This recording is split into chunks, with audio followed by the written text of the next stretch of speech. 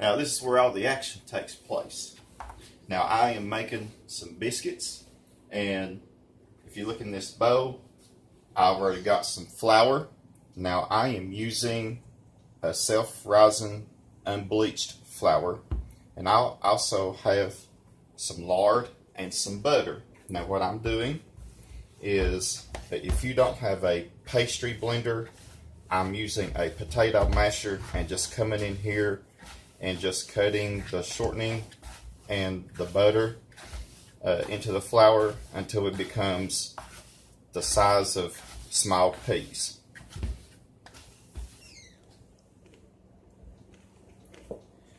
Alright, next thing that we're going to do, we have cut our shortening and our butter in our flour, and you notice that it is the right texture that we want it. The next thing that we're going to do, we're going to get some buttermilk, put a little bit of time, and just work our way into our dough. Just make sure that it is well combined. You would want to make sure that it is just the right consistency, and when we roll it out on the board, it would be just right where we want it. You ready? Okay. Okay. You notice here we have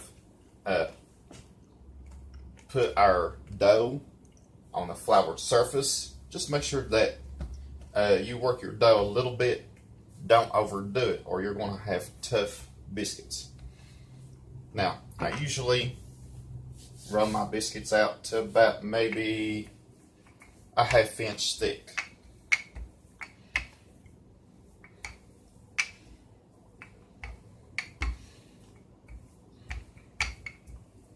I say that this reminds a lot of you of how your parents or grandparents did it when you were growing up.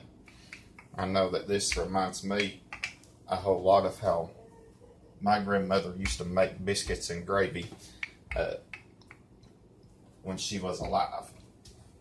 Now, our dough has been rolled out to maybe a ½ inch thick, and just make sure that you have your biscuit cutter handy. Doesn't matter the size of your biscuits, just come in here and just make sure that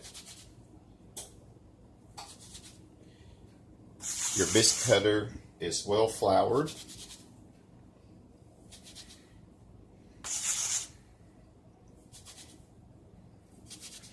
And you can tell that this dough is going to make a whole lot of biscuits. And I love to make biscuits this way.